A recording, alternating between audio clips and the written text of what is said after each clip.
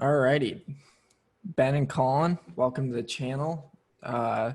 Really excited to have you guys on. So for anybody watching that doesn't know who you are, you need to go and check out the website WTF Happened in 1971.com. And what it is just a bunch of data showing the impacts of removing the dollar off the gold standard, and it's pretty incredible website. So what got you guys to go and create that website and start educating people on sound money? Yeah, thanks for having us on, man.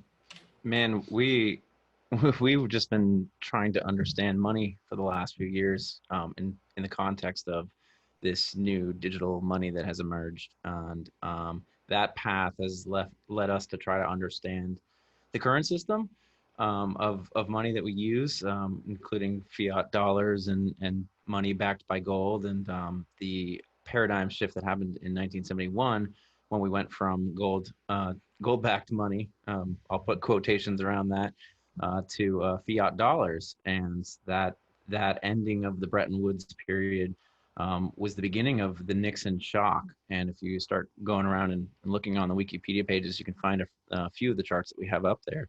And I started collecting charts that kind of all had more inflection points at this kind of same time. Which, if you understand that there was a paradigm shift, a monetary phenomenon shift that happened there, you would expect that there would be an inflection in the data. And some of the charts that we found made a lot of sense, and we understood, why there was a correlation there. And some of the charts that we have on there might be less obvious, but we started collecting these, and at some point, after arguing with a lot of people on the internet and continuously posting these same things, I think it was Colin's idea to just post them up on a website and ask people, what WTF happened, mate, right?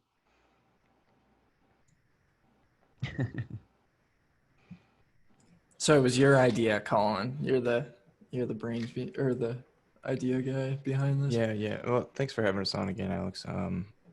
I I think, like for us, I think Bitcoin was probably a really big catalyst on just like getting into it because I can't speak for Ben, but I was sort of into Austrian economics before I found Bitcoin.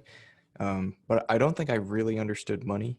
And when you first find out about Bitcoin and you kind of just dig into it sort of at the surface level, and you're like trying to understand how anything could go from being worth, a few pennies to worth thousands of dollars years later. And you're trying to like understand, okay, like why, but like why do people want this thing? And really it was digging into the history of money for us, and then really digging deep on a lot of Austrian economics, in particular trying to understand money and looking back through the history of money, and like seeing, wow, like things really kind of went off the rails in 1971, and seeing chart after chart after chart of economic data with a huge inflection point in 1971. And Ben and I, like, we really buck the mainstream economic narrative, which is that most of that was caused by peak oil and then Reagan deregulation in the 1980s. And really, there isn't a whole lot of mainstream consensus outside of the Austrian circle that points to the suspension of Bretton Woods as really all that economically significant. Like, a lot of people sort of brush it off as a non-issue, like, oh yeah, we left the gold standard, but we had to do that. I mean, that was for the best, right? That's sort of the dominant narrative. So for us, I think it started out as like, well, wouldn't it be great if we just had one place we could point people to and say, but yeah, but like, look at this data. Like, you can't tell me there's not something compelling about these macro trends.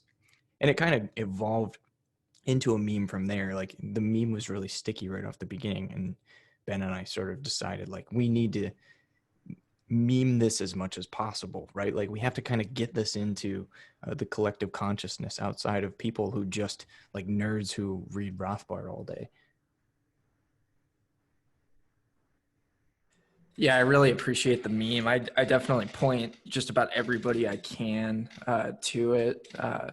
So kind of what my company is about is educating normal people on what money is. And my first real I had a basic understanding of money and the Federal Reserve, but I didn't really get deeply into it until, I came across Bitcoin too. And it really got me questioning and uh, seeing the importance of like a sound money fixed supply. And it was my first introduction to the Austrian school of economics too. And I started with Saifedean's book, The Bitcoin Standard.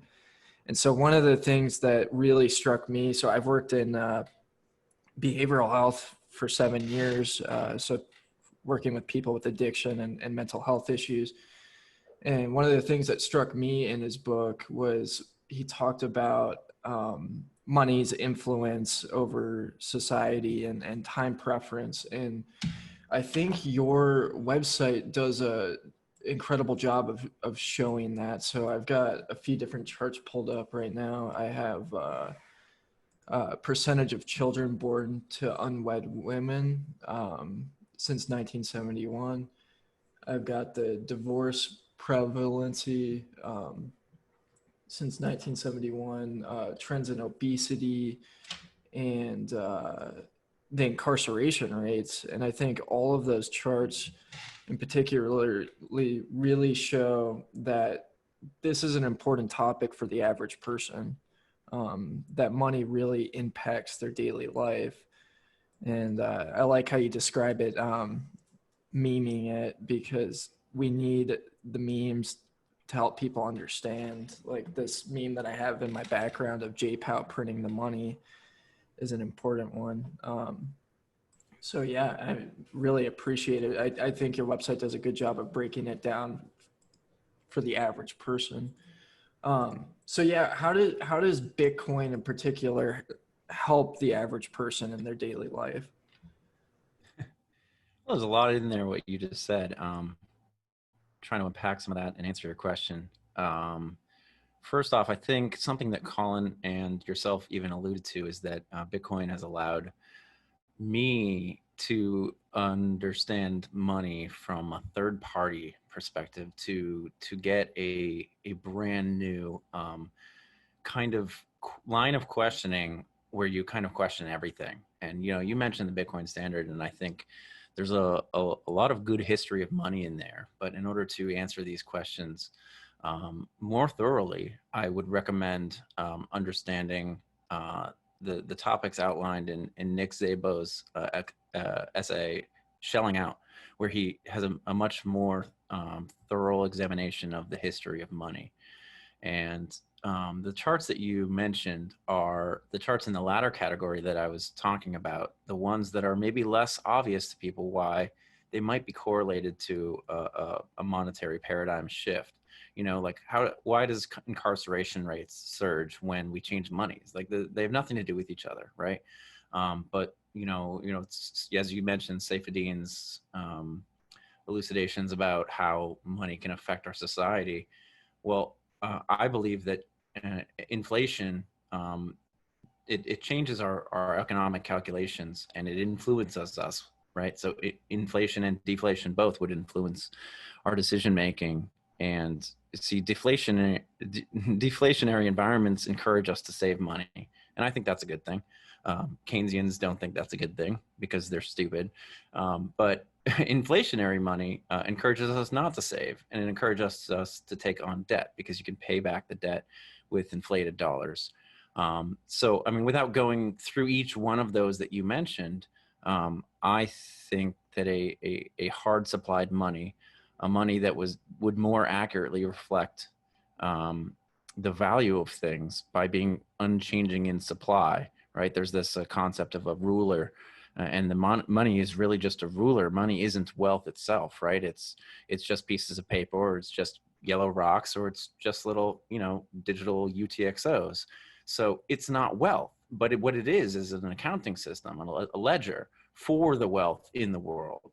And the value that it accrues is through the network effects of other people using that same ledger to to represent wealth, right, as a unit of account.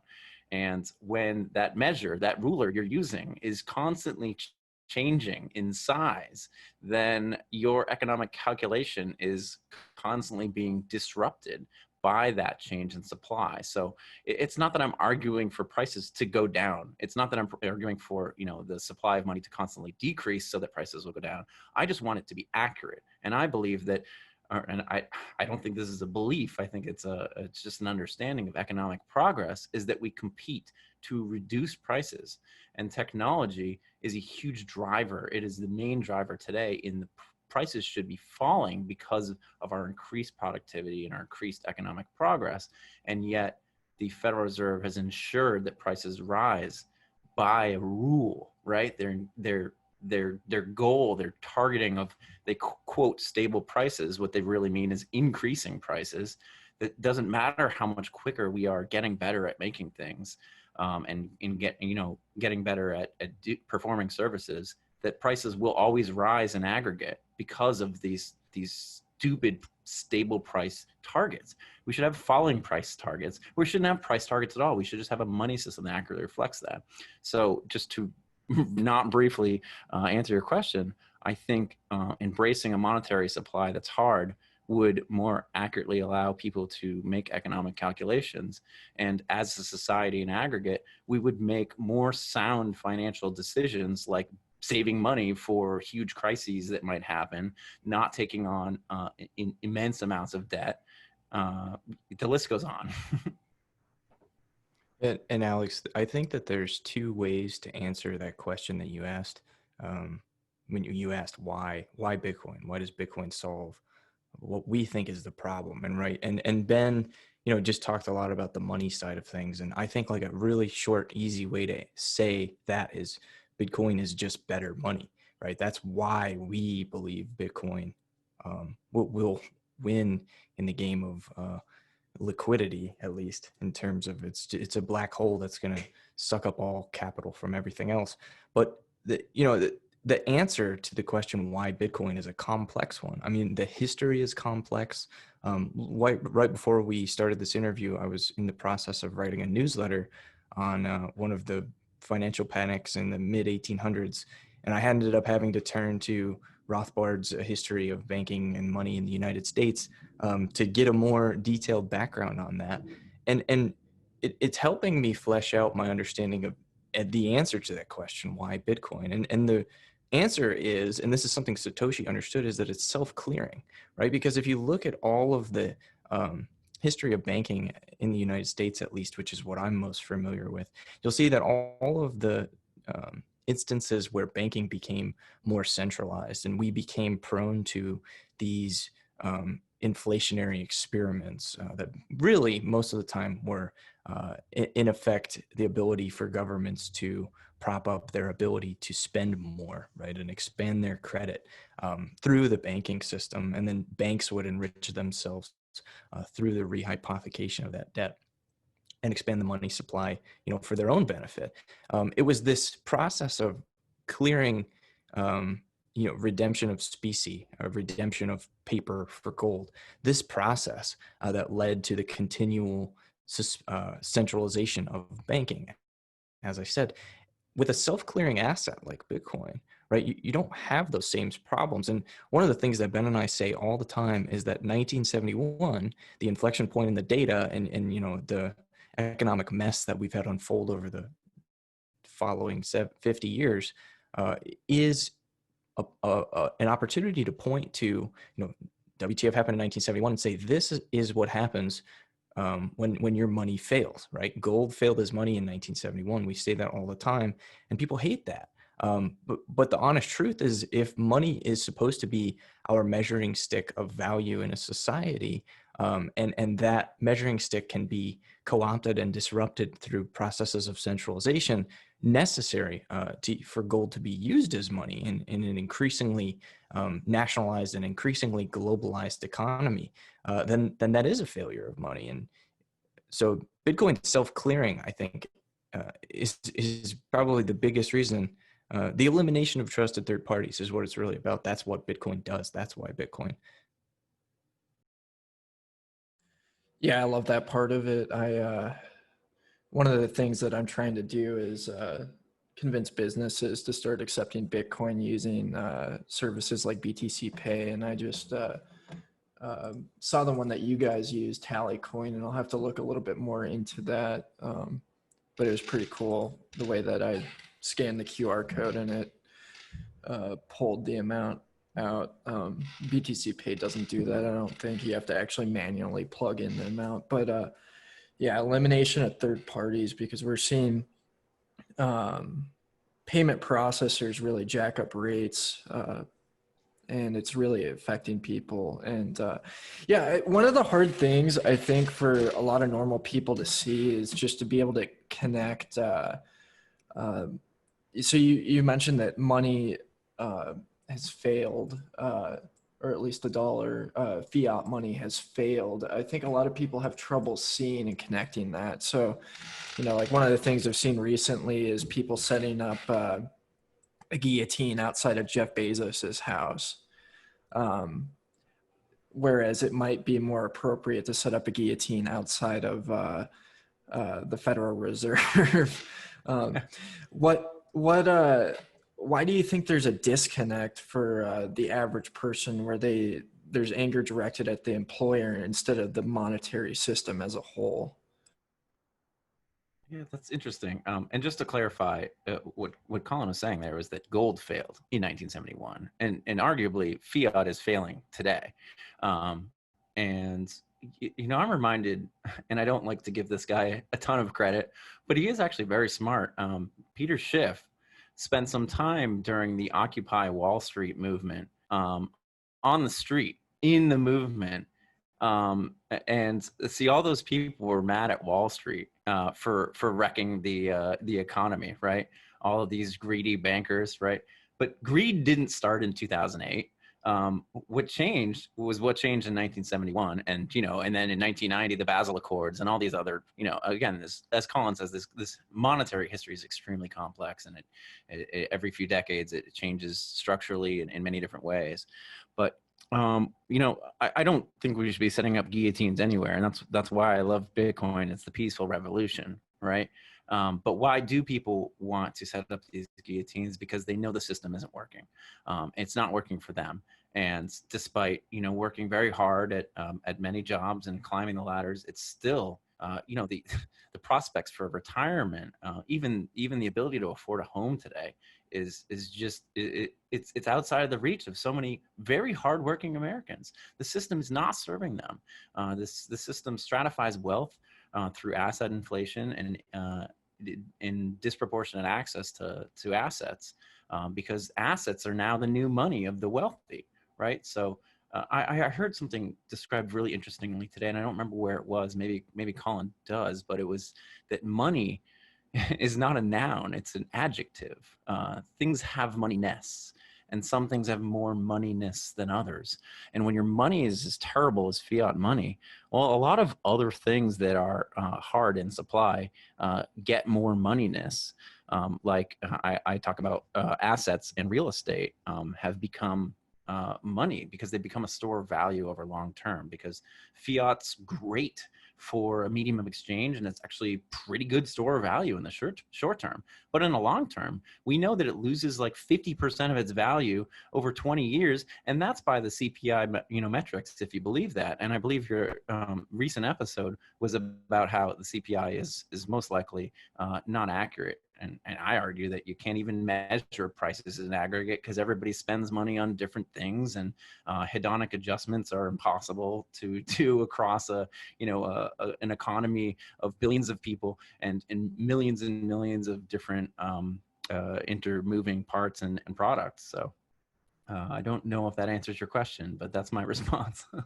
Yeah, to touch on the specific question of why people are lining up outside Jeff Bezos's house with guillotines, I think it's worth remembering that there aren't really any examples that I can think of, except for maybe socio-political, and even then they're almost always tied back to economics. There aren't really any examples in history of populist uprisings during economically prosperous times, right? If everybody, if the water's flowing and everyone is benefiting, right, everyone's cup is filled, people are happy, right? They have better things to do than to line up outside of someone's house and threaten to chop their head off.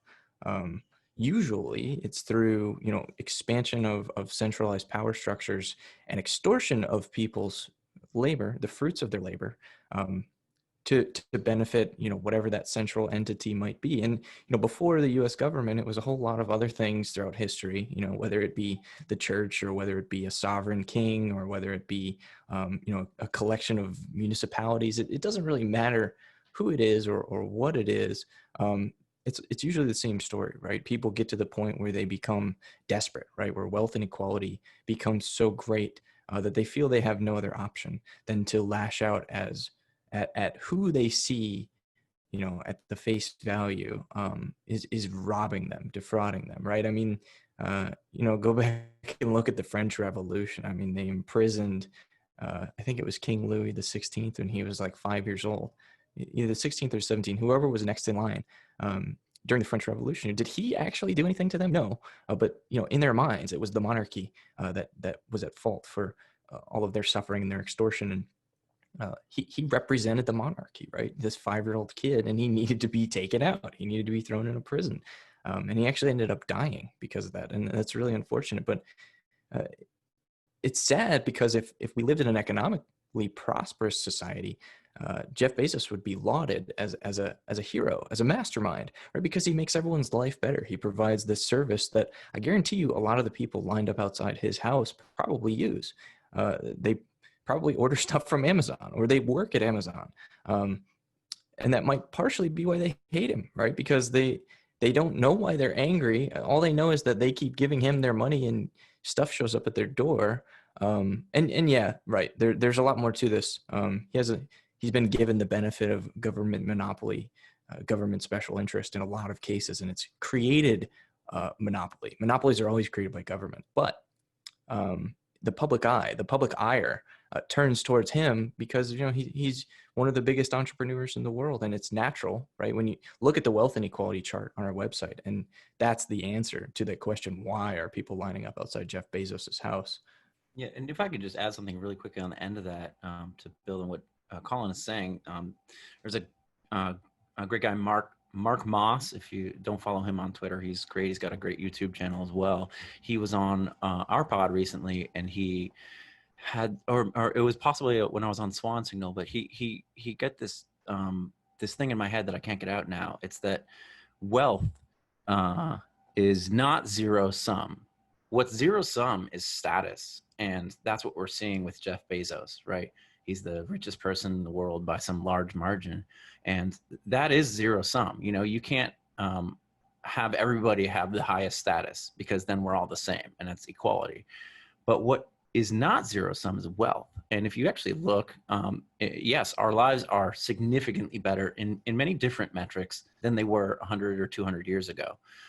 And this is not a this is not a product of fiat money or government central banking. It is a product of technological deflation. It is the reducing of cost of all the toys that you have around your house, all of the tools that we use to get around and to perform our jobs or to do anything.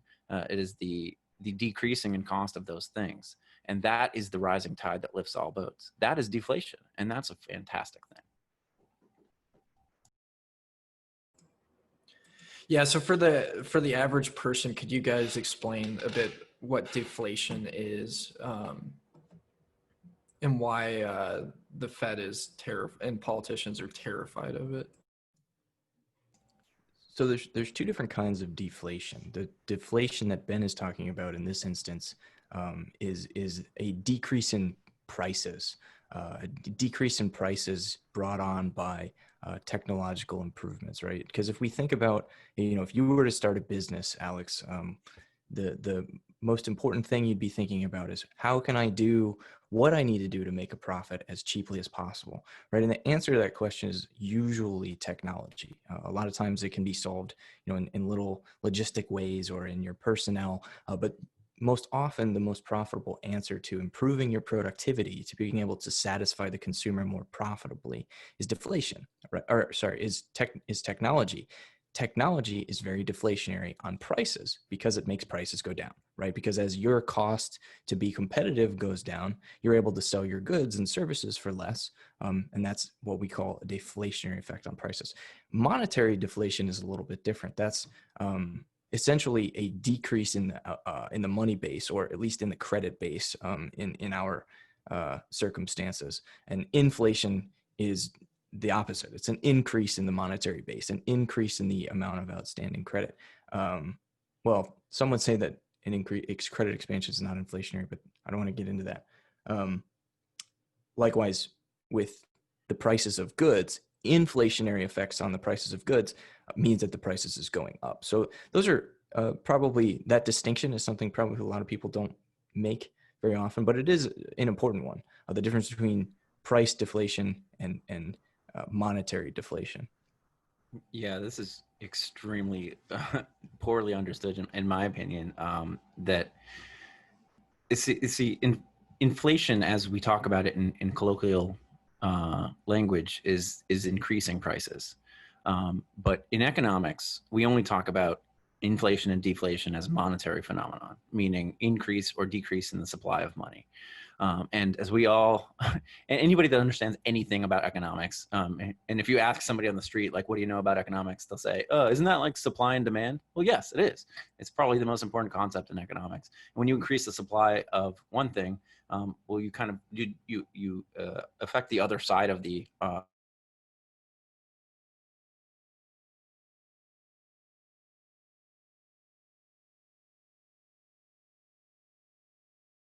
of that. So, and money is the half of every transaction. So therefore, increasing the supply of money decreases or increases prices, right? And decreasing the monetary supply decreases prices.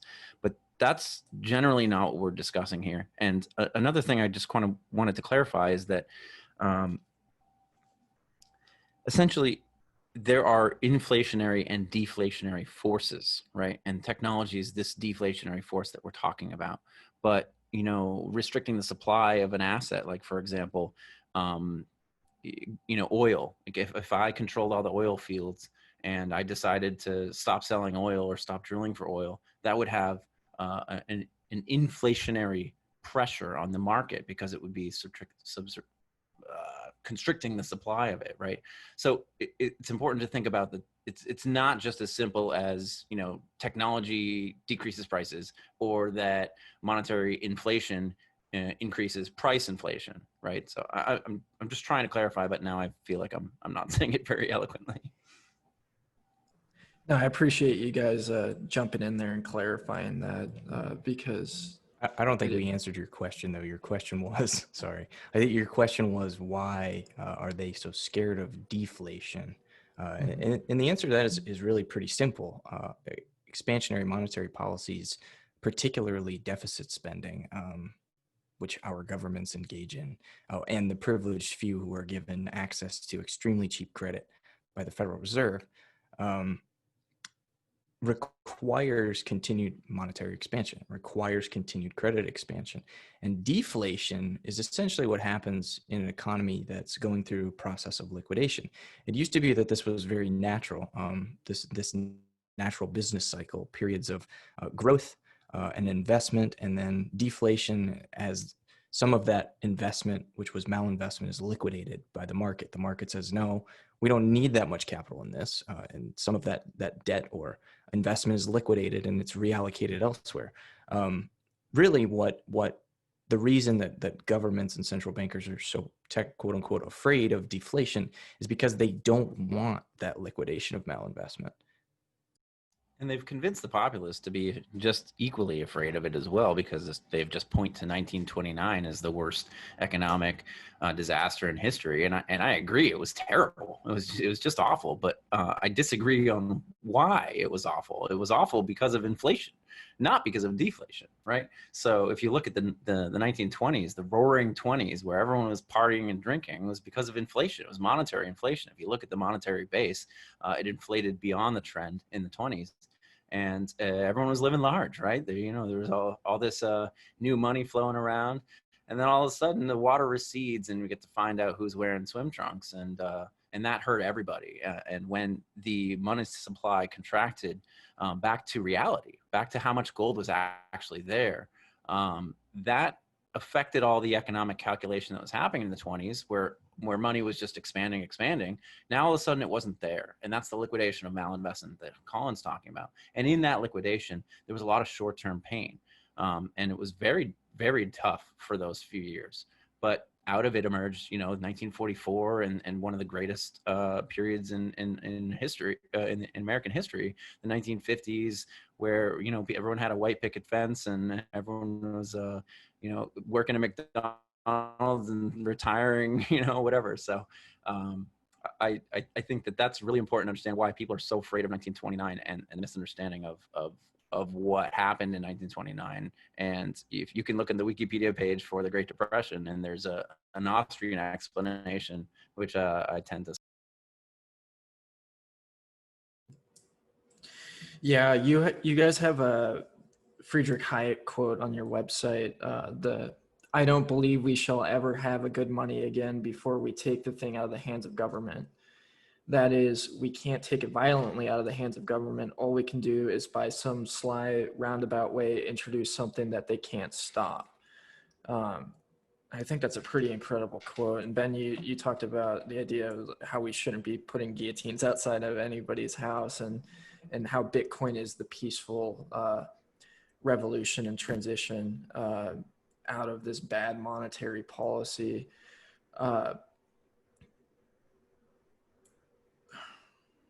Yeah.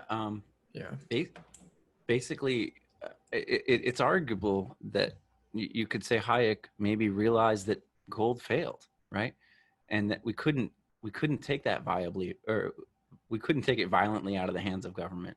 And maybe he didn't, but he realized that trying to convince them, or really trying to rip it out of them, their hands, wouldn't work, right? And I think that's really fascinating. It's also really fascinating to read all these Austrians, this 100 years of logical deduction on money, and then read it now in the paradigm of a digital money, which they couldn't foresee, right? And I say that they couldn't foresee it because George Guido Hülsmann was writing about digital money, and probably unlikely we'll ever create a digital money. And then in 2009, Satoshi Nakamoto came and said, "What's up?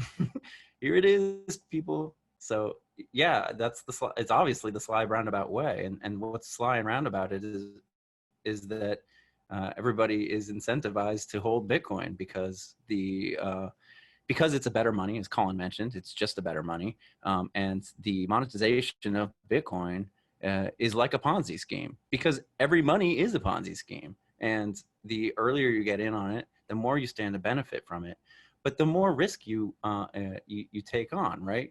We talk about these Bitcoin millionaires who, bought $1 worth of Bitcoin in 2010, and now they're a billionaire, whatever it is.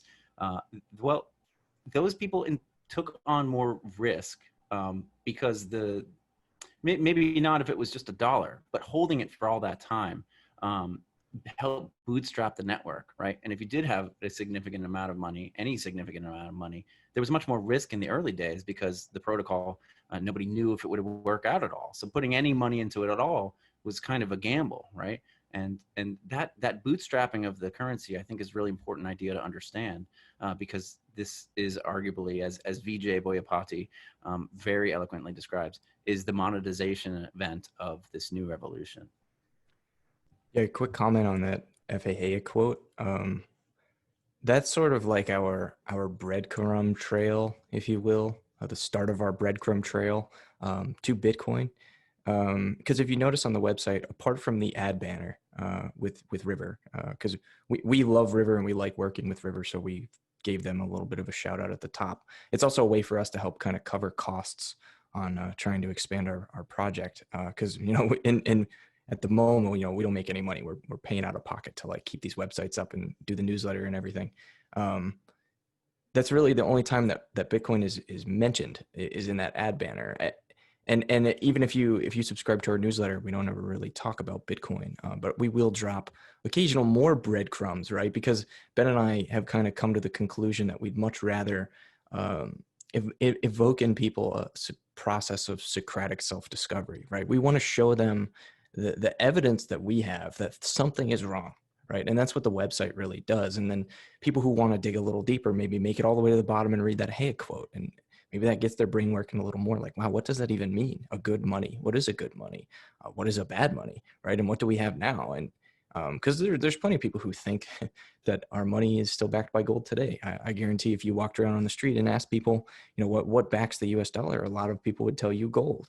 They wouldn't be able to explain how or why or any more than that, but they just are kind of under that assumption, right? So what we've tried to do through this brand is create a breadcrumb trail that leads you to more and more Bitcoin focused content, because personally, we believe that that's the answer, right? But you can't ever convince anyone of anything if you shove the answer in their face right away, right? They have to go through the process. It's like when you learn math as a kid. If you just put the answer on the test, they don't want to know what the answer is. They want to know how you arrived at that answer. And maybe that's not always the best case when you're teaching kids. Maybe if they figure out a different method for finding the answer, that's even better.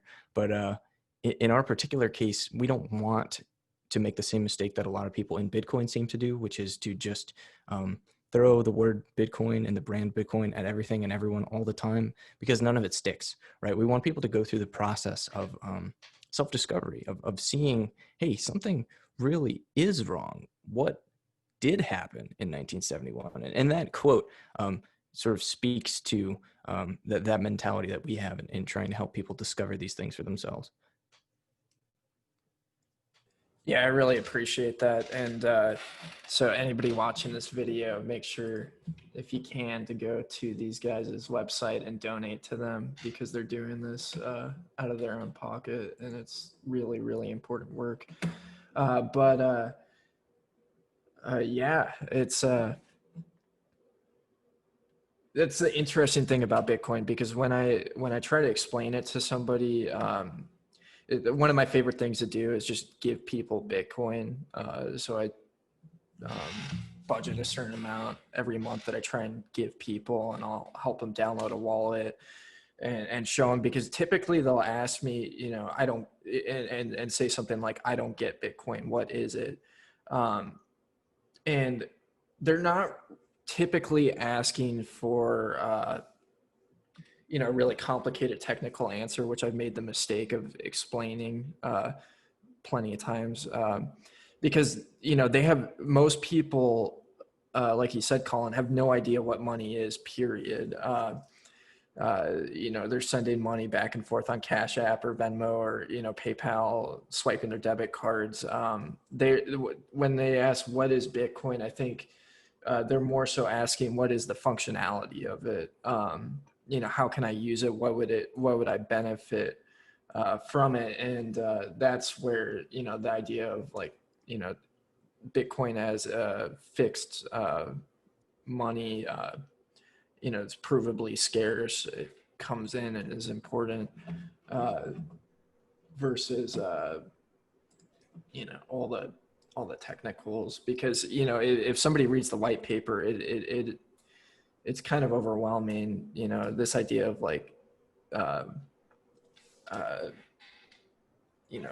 people don't really understand what a third party is. They don't understand right off the bat censorship resistant. They don't understand all these terms that are, kind of buzzwords for people that have been in the space for a while. It's pretty interesting. But yeah, I definitely appreciate that about your website, because it, like you said, does not provide a prescriptive solution, but instead provides a question, and is thought provoking, and opens up things for discussion, which is something that is really, really important today, is to have the nuance and debate. But yeah, I know we're kind of coming up on the time, so I just got a couple more questions. So things are pretty crazy right now. I work in mental health, and so I think these topics are kind of important, and I just like to ask people when they come on the show.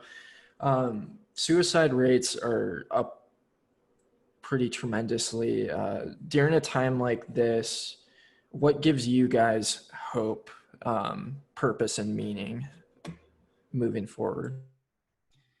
I mean, I think the message of sound money is probably the only hope that I have for society, like as a whole, right? I mean, in the short term, I have hope that maybe we start to be a little more realistic about the impact that this virus has had in our economy, or virus has had on us, so that we can stop maybe destroying our economy in the process of trying to, you know, reduce every single death that we possibly can, because I think if you really look at the numbers, I mean, the percentages of the population that are even getting the virus, let alone succumbing to it, in the grand scheme of things, I don't think is worth all of the damage that's arguably being done through the money printing and destroying, you know, small businesses.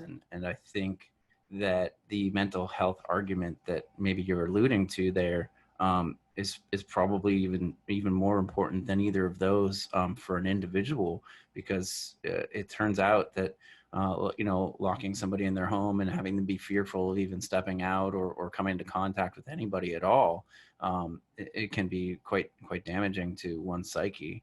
And you know, Marty Bent had this great thing about how that this idea of social distancing is actually doublespeak. I mean, we don't need the social distance; we need to physically distance, right? So, I mean, all these kind of different things come together to I think cause harm to society, when, you know, a decentralized approach where people protect themselves from whatever threat this virus might impose to them. That I think that would be a better response than these centralized top-down responses, because we saw, I think, in many different governments across the board, it started off being, oh, it's not a big deal, and now it's way too big of a deal, and I think we kind of need to find a happy medium there. So I have hope that there's some kind of more return to sanity on that. Yeah, and I would say on that too, the Austrian perspective is remarkably optimistic. A lot of people sort of poo-poo, you know, like the Ayn Rands of the world, and say like, oh, they're so selfish. You know, that it's all about them. They only care about, you know, what they get out of it. Um, you know, and I'm always reminded of the Adam Smith quote from The Wealth of Nations, where he says that it's not from the benevolence of the butcher or the baker that we expect our dinner, but from their regard to their own self-interest. And I love that philosophy because it's very optimistic, right? I mean, we've gone as humanity, we've gone from you know, living in animal skins and foraging for food and being in hunters and gatherers, and through the voluntary mutual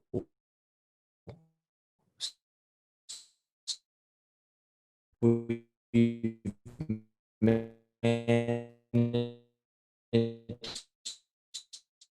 to build up, you know, incredible societies and do incredible things in that mutual self-interest.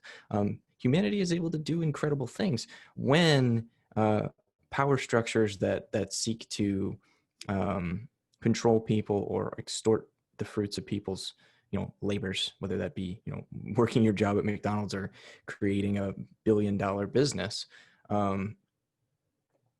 Society flourishes, right? So really the Austrian perspective is a very optimistic one. And I believe that we might be on the cusp of a new paradigm, and the transition might be somewhat difficult, somewhat painful, as you know, these governments get too big for their britches, as these global organizations, right, that are making decisions that affect everyone, without being able to calculate the unseen. Um, I think it's at least reassuring that we've come this far, right, and that humans are going to continue to act in the ways that they've always had, and hopefully, right, we can transition to this new paradigm, and be better off for it in the long run. Yeah, I think that's really, really good, guys. the Austrian school of thought being optimistic. I like that. It's good to know that there have been great upheavals throughout human history, and humanity has survived, and that we can be in a position to really make a difference and set the groundwork for something special and cool in the future, and that Bitcoin really is the foundation of that, that sound money is, and that there really is a way and, to go about doing that, because I think there's just too many people that just feel unempowered right now. They feel like everything's just been taken from them as it through the political process, economically, just in so many ways, people are losing, and it is nice to have one area that you can really win in. So my mom, I was just thinking from my mom's perspective, Colin, why do you go by Heavily Armed Clown? Because I'm a juggalo. No, I'm just kidding. Because there's a video game from like the 80s or 90s called The Secret of Monkey Island. And at one point in that video game, the character is off screen and he's doing a bunch of insane tasks that are being narrated. And one of the things that he does is give a handful of stylish confetti to a heavily armed clown. That's where my name came from. That's awesome. I almost feel like I need to rebrand and come up with something. I won't be able to come up with something as cool as that, but I liked it. It's remarkably obscure. Yeah, no kidding. Where can people find you? I talked about the website, but where else can people find you? So we have the newsletter, which you can find at the top of the website, and there's an archive if you go down to the bottom of the website, or you can just go to WTF 1971, and that's where we archive all of the newsletter. It's not daily. We try to do it as much as we can, but it's a lot of work.